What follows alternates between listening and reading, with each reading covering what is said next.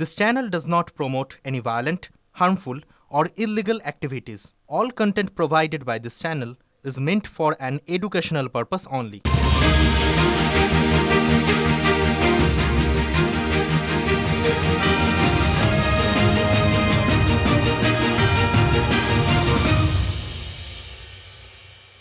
সমাধান একটাই, পাল্টানো দরকার, পাল্টাতে হবে।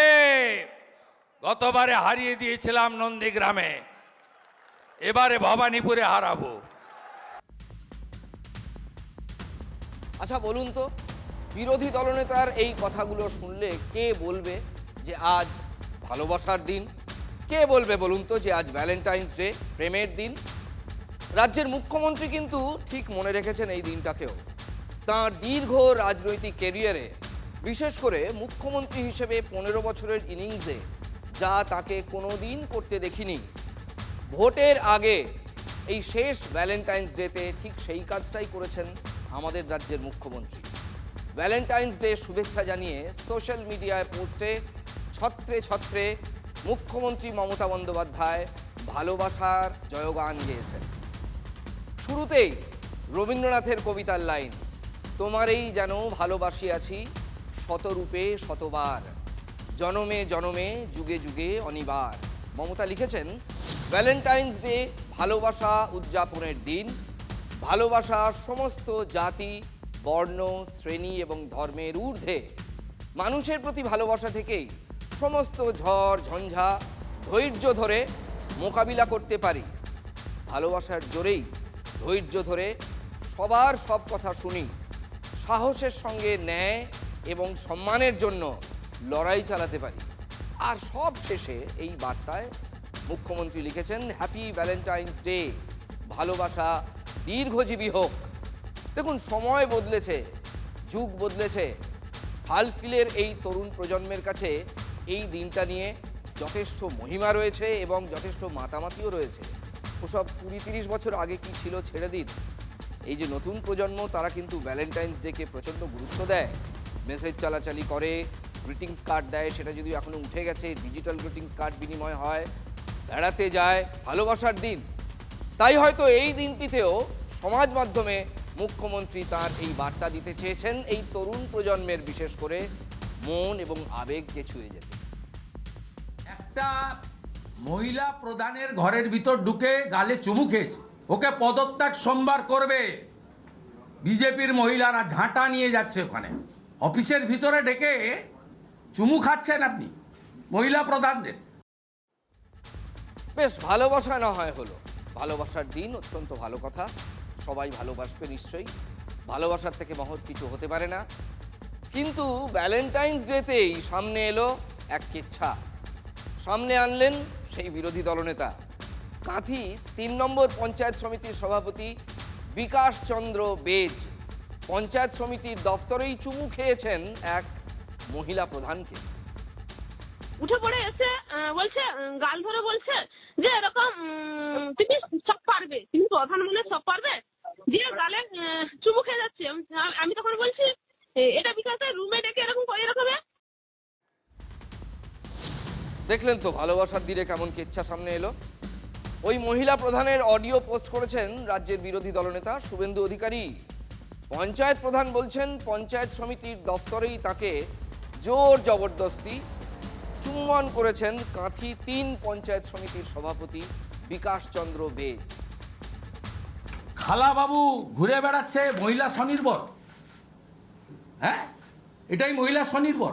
যেমন আরজি করে ডাক্তার বোন সেফ ছিল না, তেমনি বিডিও অফিস পঞ্চায়েত সমিতি ওখানকার বিডিওর এফআইআর করা উচিত। সমট গেছি, গিয়ে যখন সেই রুমে বিকাশ বাবু আছে, আমি তখন বললাম যে বিকাশ দা, এই রাস্তার একটু সমস্যার সমাধান তুমি একটু করে দাও। এই রাস্তার যেরকম কন্ট্রাক্টর বারবার আমাকে ফোন করছে। আচ্ছা ঠিক আছে, তুমি বসো, আমি দেখছি। কিছুক্ষণের পরে ফোন করে বলে আমি উপরে চলে আসো। আমি ঢোকার পরে আমি দরজাটা কিন্তু খুলে দিয়েছি। দরজাটা খুলোনি, দরজাটা চাপাও। বলছি না না বিকাশ দা, দরজাটা খোলা থাক, মাঝখানে খাটে বসছি। আমি বলছি না না বিকাশ দা, তুমি ফোন লাগাও, আমি এখানটায় দাঁড়িয়ে আছি, তুমি ফোনটা লাগাও। দিয়ে বলছে ঠিক আছে, ফোনটা লাগিয়ে উত্তম দার সঙ্গে কথা বললো। দিয়ে উত্তম দার সঙ্গে কথা বলার পরে আমি একটু উঠে পড়েছি, সে ফট করে উঠে পড়েছে।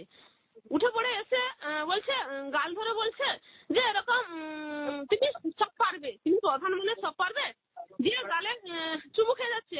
আমি তখন বলছি এটা বিকাশে রুমে ডেকে এরকম করে এরকম দেখো, সে বলার পরে সে আর কিছু বলেনি, বেরিয়ে এসছে, বলছে তুমি যাও, আমি তোমার সঙ্গে ফোনে কথা বলবো। এ মা বোন দিদি বেটি সকলকেই কার্যত কি চোখে দেখে এই প্রধানকে সরকারি কক্ষের ভিতর চুম্বনের মাধ্যমে এটা প্রমাণ করেছে তৃণমূল কংগ্রেসের এই নেতা। শুধু পঞ্চায়েত সমিতির চেয়ারম্যান নয়, তৃণমূলের শ্রমিক শাখার জেলার সভাপতি।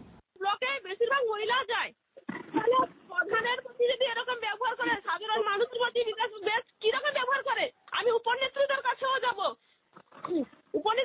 আমি মানে দরকার পড়লে আমি নবান্নয় গিয়ে আমি মমতা ব্যানার্জির সঙ্গে ডাইরেক্ট কথা বলবো যে এই বিষয়গুলো তাহলে প্রধানদের জন্য কি সুরক্ষিত আছে, প্রধানের জন্য একজন ব্লকের যে সভাপতি আছে মহিলা মানে এরকম ব্যবহার কি তার করা উচিত হয়েছে? পার্টিকে উত্তর দিতে হবে।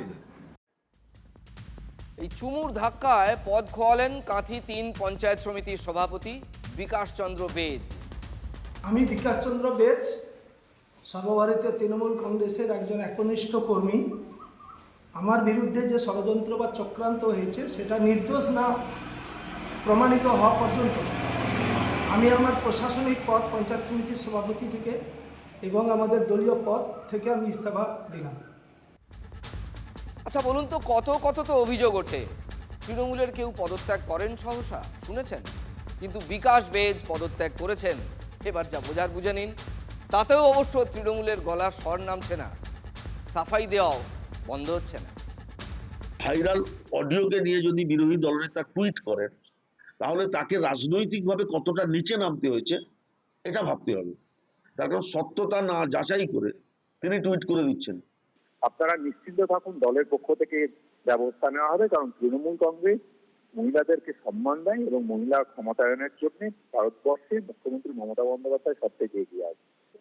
2011 পরবর্তী সময় থেকে এই যে এত বেড়েছে, তার জন্য দায়ী হচ্ছে আমাদের রাজ্যের মুখ্যমন্ত্রীর প্রশ্রয়। তিনি প্রথম থেকে ধর্ষণকে ছোট ঘটনা, ও সিপিএম বাড়ির মেয়ে, ধর্ষণ হলে কি আছে টাকা দিয়ে ক্ষতিপূরণ দিয়ে দেওয়া হবে, এই সমস্ত ধারণা প্রচার করার ফলে ধর্ষকরা উল্লসিত হয়েছেন। তারই পরিণতি এটা। খুন, সহপাঠীকে খুন হতে পারে, বিবাহ বহির্ভূত সম্পর্কে টানাপোড়েনেই খুন। খুনের অভিযোগে গ্রেফতার হয়েছেন এক বিএলও। হ্যাঁ, ঠিকই শুনছেন, এক বিএলও গ্রেফতার হয়েছেন। স্যারের নথিতে গোলমাল বলে ভোটারকে ফোন করে ডেকে নিয়ে যাওয়া হয়েছিল। 4 দিন পরে উদ্ধার হয়েছে ভোটারের টুকরো টুকরো দেহাংশ। এসআইআরের নথি চাওয়ার আছিলায় ডেকে খুন, প্রমাণ লোপাটে 3 জায়গায় ফেলা হলো দেহাংশ। ভোটারকে খুনের অভিযোগে গ্রেপ্তার বিএলও। খুনের পিছনে কি বিবাহ বহির্ভূত সম্পর্কের জট? এনার সঙ্গে যিনি ডিজিজড আছেন ওনার ওয়াইফের একটা সম্পর্ক ছিল, সেই থেকেই এদের মধ্যে একটা শত্রুতা তৈরি হয়। ভোটার তালিকার বিশেষ নিবিড় সংশোধন পর্বে হারহিম করা ঘটনা উত্তর 24 পরগনার বাদুড়িয়ায়। নিহত এবং অভিযুক্ত একই গ্রামের বাসিন্দা, একসময় নাকি সহপাঠীও ছিলেন। সেই ভোটারকেই খুনের নেপথ্যে বিএলওর হাত। আমরা চাই যে অপরাধী যেন মানে খুবই কঠোরতম শাস্তি এবং ফাঁসি পর্যন্ত আমরা দাবি করি। 9 ফেব্রুয়ারি নাসির আলীকে এই আরও পরিচয় দিয়ে একজন ফোন করেন। এসআইআরের নথি চেয়ে বাদুড়িয়ার একটি ঠিকানায় ডেকে পাঠান। নাসিরের আত্মীয়র দাবি, নথি নিয়ে বেরিয়ে যাওয়ার পর ওই যুবকের আর খোঁজ মেলেনি। পরদিন বাদুড়িয়াতেই যমুনা খালের পাশ থেকে নাসিরের জুতো উদ্ধার হয়। জুতোর সূত্র ধরে মেলে মোটর বাইকের খোঁজ। এরপর নাসিরকে খুঁজে দেওয়ার দাবিতে গ্রামবাসীরা রাস্তায় নামেন, আগুন জ্বালিয়ে চলে বিক্ষোভ।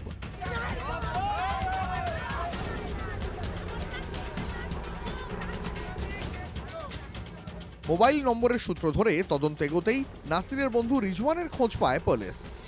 শুক্রবার খুন ও অপহরণের অভিযোগে পাপিলা 22 নম্বর বুথের বিএলও রিজওয়ান মণ্ডল এবং তাঁর সঙ্গী সাগর গায়েনকে গ্রেপ্তার করা হয়। জেরা করতেই জানা যায়, ভয়ঙ্কর তথ্য, 3 জায়গা থেকে 3টি প্যাকেটে মেলে দেহাংশ। নাসির আলীর দেহর টুকরো টুকরো দেহ একেবারে প্যাকেটবন্দি অবস্থায় এই খালপাট থেকে উদ্ধার করে পুলিশ। হাত পা কাটা 8 টুকরো চাতরা ব্রিজের তলায় পেয়েছে, আর আপনার বডিটা পেয়েছে চারঘাট ব্রিজের তলায়, আর মাথাটা পেয়েছে গোবরডাঙ্গা শ্মশানের ব্রিজের কাছে। ধৃত বুথ লেভেল অফিসার পেশায় পার্শ্ব শিক্ষক, প্রাইভেট টিউশনও পড়ান। নিহত নাসিরের সন্তানকেও পড়াতেন রেজওয়ান। আপনি কি চিনতেন রিজওয়ানকে?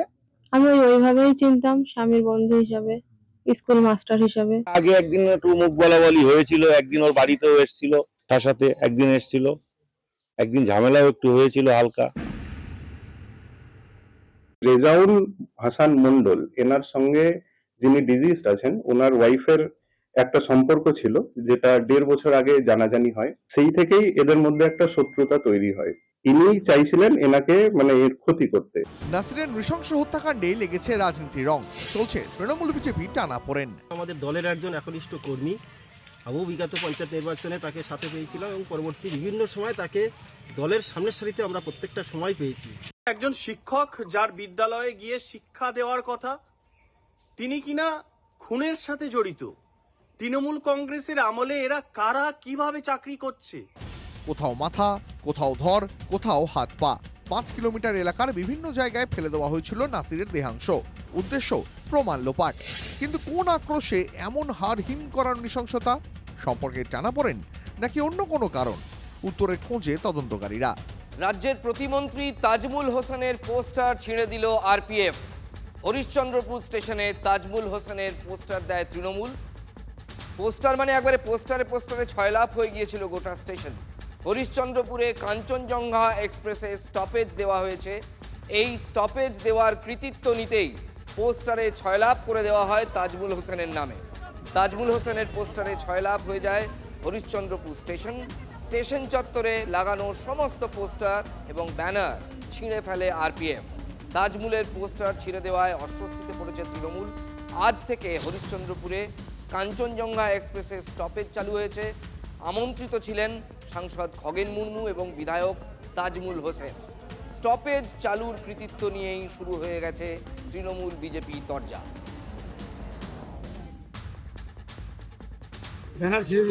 আপনার ব্যানার লাগানো হয়েছিল স্টেশন জুড়ে, আপনার ব্যানার ছেড়ে দিয়েছে আরপিএফরা, কিভাবে দেখছেন বিষয়টা? না, সাংসদ হতে পারে, আমাদের লোকাল মানুষের যে ডিমান্ড, এলাকার ডিমান্ডের জন্য আমরা ডিএম সাহেবের কাছে, ডিআরএমের কাছে এই 3-4 মাস আগে আমরা গেছিলাম। বিশেষ করে কাঞ্চনজঙ্ঘার স্টপেজের জন্য কাঞ্চনজঙ্ঘার স্টপেজটা হয়েছে।